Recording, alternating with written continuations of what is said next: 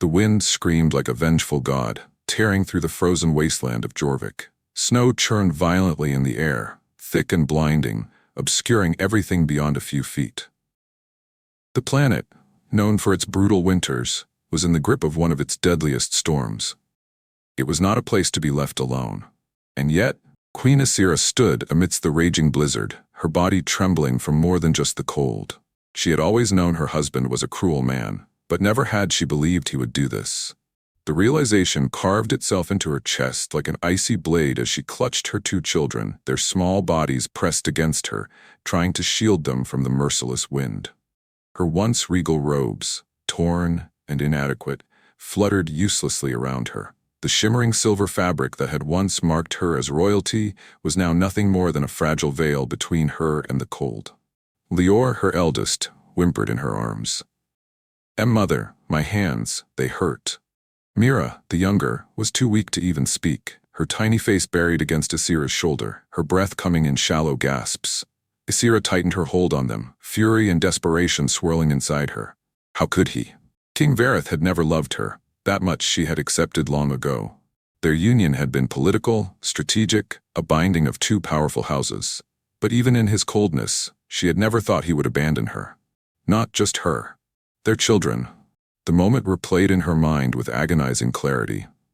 The royal cruiser had landed briefly, just long enough for the guards to drag her and the children from the warmth of its interior, tossing them onto the frozen ground like discarded refuse. She had begged, not for herself, but for Lior and Mira. She had pleaded, screamed, her breath forming desperate clouds in the freezing air. But Vareth had merely looked down at her from the threshold of the ship, his expression unreadable beneath the heavy furs draped over his shoulders. His golden eyes, once captivating, now devoid of any warmth, held nothing but cold finality. "You should not have defied me," he had said, his voice a stark contrast to the storm around them. "This is mercy, Asira. Die quickly." Then the hatch had closed, and the ship had left. Now, with the storm howling around her, ice forming along her lashes, and her children growing weaker in her arms, Asira knew death was not far behind. But she would not accept it. Not like this. With shaking limbs she forced herself to move, trudging forward through the knee-deep snow, her breath ragged.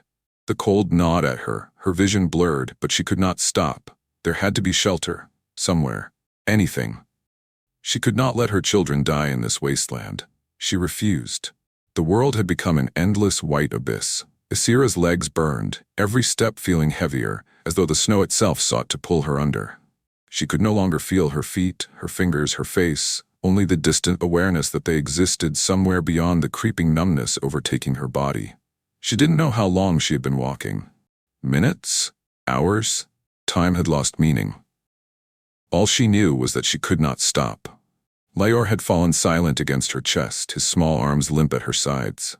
Mira, too, was eerily still. Barely a whisper of warmth against her shoulder. No, no, no, no. A strangled sob caught in her throat. She adjusted her grip on them, shifting their weight, trying to rouse them, trying to feel them. "Stay with me," she whispered, her voice cracking. "We will find warmth soon, I promise." The promise was empty, and she knew it. There was nothing here but ice and death. And then, a light. Faint, flickering through the blizzard. Her breath hitched. It was small, almost swallowed by the storm, but it was there, hope. Renewed energy surged through her exhausted limbs as she forced herself forward, teeth gritted, the ice biting into her skin like tiny daggers. The light wavered, teasing as if it would vanish at any moment. Not yet, just a little more. She staggered forward, her knees buckling, her body screaming in protest. And then, a structure. Metal. Human. Through the thick sheets of snow, she saw the outline of an outpost. Squat and unassuming, its exterior blinking with small but unmistakable beacon lights. A human medical station. Her breath hitched, her vision swimming. She tried to shout, to call out, but her throat was too raw, her voice lost to the wind. "Now, you are almost there." With one final desperate lurch, her legs gave out. She collapsed against the reinforced steel door, her body a shield over her children. The impact rattled through her bones, but she barely felt it. Her trembling fingers scrabbled against the control panel, slapping weakly at the surface. The door remained shut. Her breaths came in ragged gasps. Her limbs were too heavy. The world was going dark. She forced one last breath from her frozen lungs. "Help," she whispered. Then the cold swallowed her whole.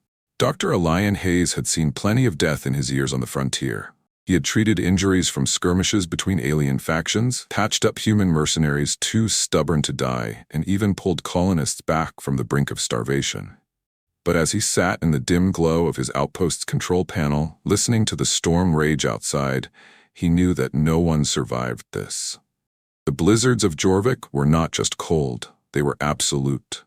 Anything caught outside in one of these tempests was already dead. So when the proximity alarm blared through the station, he nearly ignored it. The warning lights flickered red, indicating movement just outside the main entrance. A trick of the storm, he told himself. Snow shifts, ice breaks. The wind itself could trip the sensors sometimes. Still, something gnawed at the back of his mind. He stared at the console for a long moment before pushing himself out of his chair with a sigh. "Damn it," he muttered, grabbing his thermal coat. The reinforced door to the outside world was coated in a thick layer of ice. As soon as Ilian activated the external cameras, he saw a shape, no, two shapes, huddled together, unmoving. He swore under his breath and slammed his hand on the emergency override. The door groaned as the heat panels engaged, melting the ice just enough for it to grind open. The wind hit him like a sledgehammer, but he barely noticed. His focus was locked on the figures collapsed against the entrance. A woman, an alien woman. And she wasn't alone. Her body was curled protectively around two small children, shielding them from the storm even as ice crusted along the edges of her skin. Ilian didn't think. He moved. He crouched, hands pressing against her ice-cold shoulder. No response. His gloved fingers went to her throat, searching for a pulse. It was weak, so damn weak, but it was there. "Hold on," he murmured, moving quickly. "The kids," he pried one from the woman's grip. No movement. He pulled back the fabric shielding the child's face, ashen, too pale. He pressed his fingers against the tiny neck. A heartbeat. The second child, smaller, was even worse off. Their breaths were faint wisps of vapor, barely there. Elian gritted his teeth. He had no time. Scooping up the smallest child, he pulled the woman over his shoulder in a fireman's carry and cradled the older child in his free arm. Every step was a battle through the wind, but the moment he crossed the threshold back into the station, the warmth of the interior wrapped around them. He kicked the control panel, and the doors slammed shut behind him. Heat. Safety. He dropped to his knees, laying them out on the medical gurney, his training snapping into place. He stripped off frozen layers, placed thermal blankets over them, activated the medical scanner. The woman remained limp, her skin so cold it barely felt alive. The children, gods, they were small, shuddered as the warmth returned to their bodies. It wasn't enough. They weren't out of danger yet. Ilian had seen people die from exposure even after being pulled from the cold.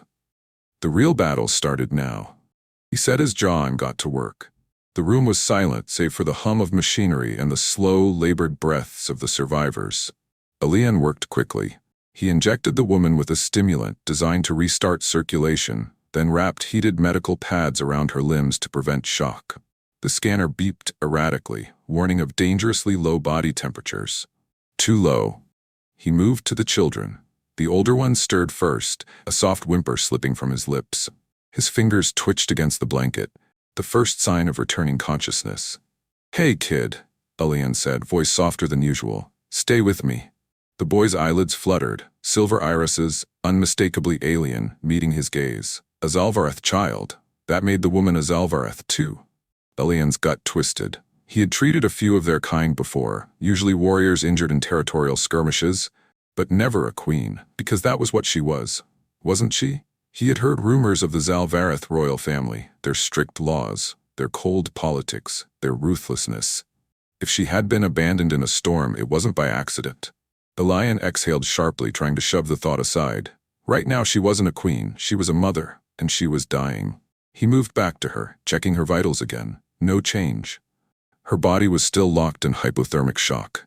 His hands curled into fists.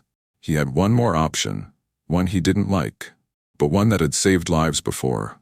Direct contact. Ilian hesitated for only a second before shrugging off his coat and pulling off his undershirt. The warmth of his skin prickled in the artificially heated air. Carefully, he lifted the limp woman and pressed her against his chest, wrapping a heated blanket around them both. Body sheep. The fastest way to pull someone back from the edge. She didn't react. Not at first. But after a long, agonizing minute, a breath. Shallow. Weak, but stronger than before. Then a twitch, a small movement against his shoulder. Ilian froze as he felt a pair of cold, trembling fingers press weakly against his forearm. She was waking up, slowly, painfully. Her body shuddered as warmth seeped into her frozen limbs. Then her breathing hitched, shallow gasps, panicked and desperate. Her fingers clenched weakly against his arm. She was fighting to live. And Ilian, heart pounding, whispered against the crown of her ice-kissed hair. "You're safe now." A shuddering gasp ripped through the silence. Ilian felt it before he heard it. The sudden, desperate inhale as the woman in his arms fought her way back from the abyss. Her body, still ice-cold, convulsed slightly as sensation returned, as warmth fought against the numbing grasp of death. His grip on her tightened instinctively. "Easy," he murmured, his voice low, reassuring. "You're all right." Her breath hitched, shallow and uneven, but she was breathing. The small fingers that had curled weakly around his forearm tensed, gripping with what little strength she had. She was still with him. The relief that flooded through him was sharp and immediate, but he didn't let himself dwell on it. There was still work to do. The children were recovering faster than she was. That was expected. Smaller bodies responded better to rapid rewarming. The older one, the boy, had his eyes open now, half-lidded with exhaustion but aware. Ilian met his gaze, silver eyes bright even in the dim light of the med bay, the same shade as his mother's. He was afraid. Not panicked, not wild with terror, but deeply, quietly afraid. The kind of fear that sat at the core of someone who had already seen too much, who knew what it meant to lose something precious. Ilian shifted slightly, careful not to jostle the woman in his arms. "You're safe," he said, the words meant for the boy as much as his mother. "You made it." The child blinked slowly, his small chest rising and falling beneath the heated blankets. He didn't speak, but after a moment he nodded. It was enough. A soft sound, barely a whisper, broke the quiet. Ilian looked down. The woman's lips parted slightly, her breath uneven, her brow twitching as if she was trying to wake but couldn't quite manage it. Her body was still so cold, her skin so pale against his own. She wasn't out of danger yet. But she was fighting. And that was enough to give him hope. Hours passed. Ilian monitored her closely, refusing to leave the medbay for even a second. The children had stabilized, their vitals returning to normal ranges. They were exhausted, but they were going to be all right. Their mother, however, remained on the edge. Her body was warm now, the worst of the hypothermia beaten back, but she hadn't woken fully. Every so often she would stir. Small movements, the flicker of her eyelids, a twitch of her fingers, signs that she was trying to resurface. Ilian stayed close, watching, waiting, and then, a sharp intake of breath. Her entire body tensed, as if suddenly aware of itself again, and a soft, choked sound escaped her lips. Ilian was on his feet in an instant. "Hey," he said, his voice steady but urgent. "You're all right. You're safe." Her breathing was fast, too fast, the remnants of survival instincts kicking in as her mind caught up with her body. Then, her eyes snapped open. For a brief, frozen moment, all she did was stare. Bright silver irises, wild with confusion, locked onto his face. Ilian held up his hands, a slow, non-threatening gesture. "It's okay," he said gently. "You're in a medical facility. You were in a storm, but I—" She moved before he could finish, or tried to. Her body betrayed her the moment she attempted to sit up, her limbs still weak from the ordeal. A sharp gasp tore from her throat as pain lanced through her muscles, and she collapsed back against the bed, panting. Ilian stepped forward instinctively, but she flinched at the movement. His chest tightened. "She thinks she's still in danger."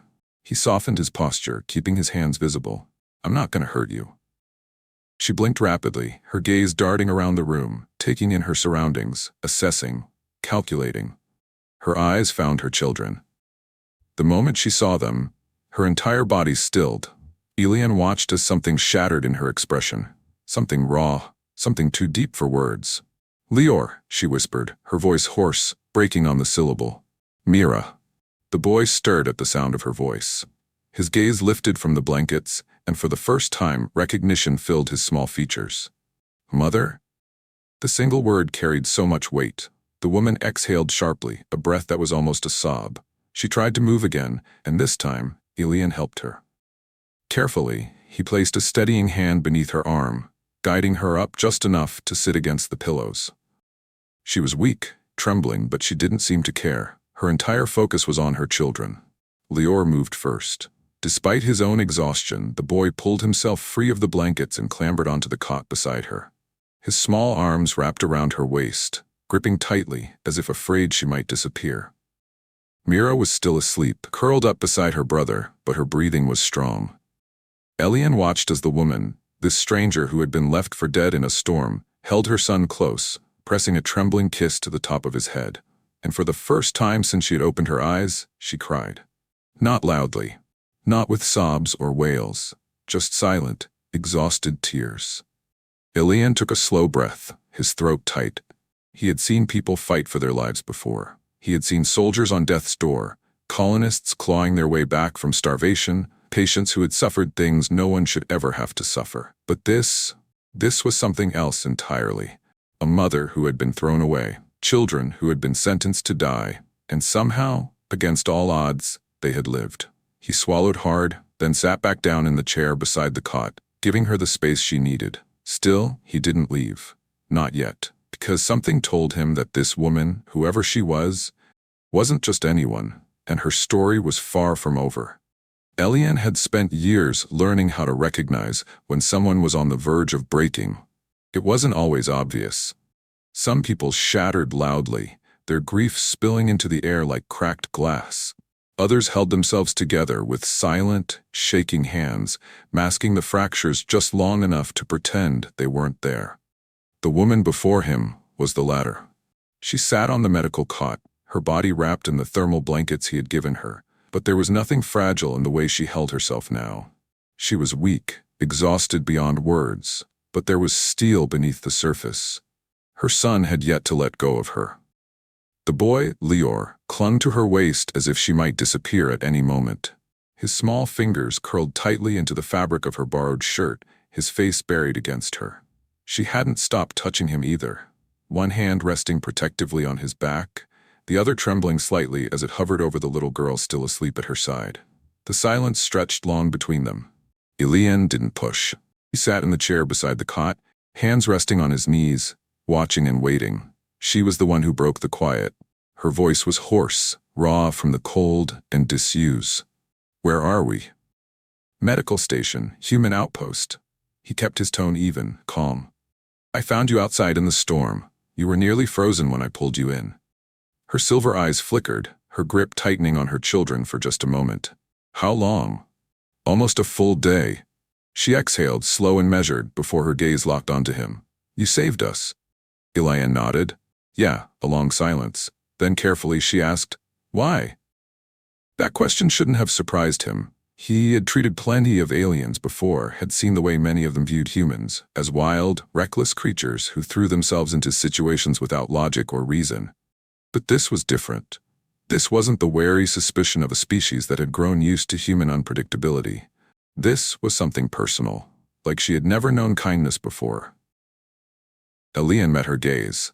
Because you needed saving. Her lips parted slightly, as if she wanted to say something more. But then she hesitated. Not because she doubted him, but because she didn't understand. Her fingers brushed absently through Lior's dark hair, soothing a child who, even in sleep, still held on to fear.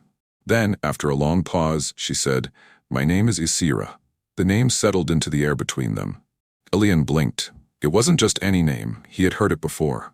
More than once. His gut tightened. You're Queen Isira. It wasn't a question. Her expression didn't change, not at first. But the way her shoulders stiffened, the way her grip on her son became just a fraction stronger, it was enough. Yes, Elian exhaled slowly, running a hand down his face. A queen. He had expected a refugee, maybe an outcast. But this was something else entirely. And suddenly everything made sense. Why she had been abandoned, why her children had been left to die with her. The Zalvarth were known for their ruthlessness. Their royal line had ruled for centuries with an iron grip, their traditions unshakable, their laws absolute. And if there was one thing they didn't tolerate, it was weakness. His stomach turned.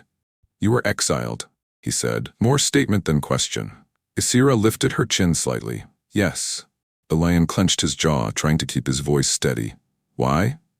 She hesitated, silver eyes unreadable. Then, finally, she answered, because I refused to be silent. The storm outside had begun to wane, but inside the medical station another storm had taken its place. The lion sat motionless as Isira's words settled over him, heavy and sharp. She refused to be silent. It was a simple statement. But the weight behind it, the sheer cost, was staggering. Isira shifted slightly, her body still weak, but her posture remained regal, even now. Even stripped of her title, abandoned in the cold, she carried herself like a woman who had never once doubted her own worth. Alian had seen many kinds of strength in his life. The brute force of soldiers, the unyielding will of survivors. But this was something different. He exhaled. Tell me. Isira studied him carefully, as if measuring the risk of speaking. Then, slowly, she began. My husband, King Vareth, is a man who values obedience above all else, she said, voice quiet but unwavering. To rule is not enough for him. He demands complete submission, from his people, from his court, and from his queen. Elian's jaw tightened. He saw me as a tool, an asset, something to strengthen his bloodline, to bear his heirs. But I was never meant to have a voice. Her gaze darkened. I refused to be just a vessel for his rule. I spoke when I was expected to be silent. I stood when I was meant to kneel. And for that, I was labeled dangerous. Elian's fingers curled into fists. So he cast you out? Yes. With your children. A flicker of something dangerous crossed her expression. He had no need for heirs born of a rebellious mother. Elian's breath left him in a quiet curse. He had always known the Zalvareth were brutal, but this was beyond cruelty. This was a calculated execution, not by blade or poison, but by cold. They had been sentenced to die in the quietest, most merciless way possible. And yet, they had survived. His gaze flickered to Lior and Mira. These children had been cast away like nothing more than discarded pieces on a chessboard. And yet, they were here, alive, breathing, held in the arms of a mother who had never once let go. Elian leaned forward, resting his forearms on his knees. What do you want to do? It wasn't an empty question. It wasn't small talk. It was everything. For the first time in what likely felt like an eternity, she had a choice. Isira was silent for a long moment. Then slowly she looked down at her son, brushing a strand of dark hair from his face. Her fingers trailed gently over her daughter's sleeping form. And when she lifted her gaze back to him, there was no hesitation. I want to fight. Elian's breath caught, because he believed her. Not just in words, not just in theory. She would fight, not for revenge, not for power, but for the two small lives curled up against her, for the future that had been stolen from them. And for the first time since he had pulled her from the snow, Elian realized he wanted to fight too. For her. The wind outside had begun to die, but the storm in Isira's chest had only just begun. She sat upright now, no longer leaning against the medical cot, no longer trembling from the cold. Strength returned to her limbs, slow but steady, like embers reigniting into flame. Her fingers wove through Lior's hair, an absent gesture, one she had done 1,000 times before. But this time, it wasn't just for comfort. It was a vow, a silent promise to the children she had almost lost. Elian sat across from her, his hands clasped together, his gaze sharp. She had told him she wanted to fight. He hadn't looked at her with doubt. He hadn't scoffed, hadn't told her she was weak, hadn't asked her how she, a woman who had been left to die, thought she could stand against a king. He had simply waited, for her next move. She exhaled slowly, feeling the weight of what lay ahead. Vareth would not forget her. He had abandoned her in the cold, but he would never allow her to live. Not after this. Not after surviving what should have been her execution. The moment he learned she was alive, the moment word reached him that his wife and children still breathed, he would come. And he would not come alone. Her fingers curled into the blankets at her sides. I cannot stay here, she said at last. Elian didn't react, didn't flinch. He had known the moment would come. No, he agreed. You can't. Her silver eyes flickered to him. He had already done more for her than anyone ever had. He had pulled her from the jaws of death, warmed her frozen body with his own, given her children safety when no one else had. And yet, even now, she had more to ask of him. I need your help, she said, voice low but firm. Alian leaned forward slightly, his hazel eyes steady. What do you need? She hesitated, then forced herself to push through it. You know this planet, the outposts, the human trade routes. I need a way off Jorvik. Alian ran a hand through his hair, exhaling sharply. Smuggling you out won't be easy. Your people control the airspace, and I'd bet my last credit that Vareth has spies watching for any unauthorized departures. She knew he was right. The moment she left the safety of this outpost, she would be hunted. But she wasn't afraid of that. She was afraid of what would happen if she did nothing. She straightened her spine. I refuse to let him take my children. Alian nodded slowly, his fingers tapping against his knee in thought. Then we don't just run. She tilted her head. What do you mean? His gaze met hers, and for the first time she saw it, a fire that matched her own. We don't run, he repeated. We make it so he can't take them. A slow breath filled her lungs. And how do we do that? Alian's smirk was sharp and full of something she hadn't expected, by making him pay for what he's done. The ship hummed beneath them, its engines warming, its systems coming online. It wasn't a military vessel, it wasn't a warship. But it was enough. Alian had called in favors, quiet whispers in the dark corners of the trade routes, strings pulled in places she would have never had access to. Within hours, he had secured them passage off Jorvik, not as fugitives, but as ghosts, slipping past the king's eyes before he even knew to look. Isira sat in the co-pilot's chair, watching as Alian ran through the pre-flight checks. Mira slept in the cot behind them, still too young to understand the war that had begun. Lior sat beside her, his small hands gripping her sleeve, his silver eyes filled with something she hadn't seen in them since the storm. Hope. She reached out, squeezing his fingers. We will never be alone again, she whispered. He nodded, his little face serious, as if he knew this was more than just a promise. It was a battle cry. Alian's voice pulled her back. Strap in, we don't have much time. The ship trembled as it lifted from the ice, breaking through the planet's atmosphere like a blade through cloth. Isira's heart pounded as she watched the stars unfold before them. She had spent years trapped in Vareth's cage, thinking there was no escape, no future beyond the walls of his empire. But she had been wrong. The universe was vast, and she was free. Alian glanced at her, a smirk tugging at his lips. So, Your Majesty, he said, voice laced with amusement. Where to?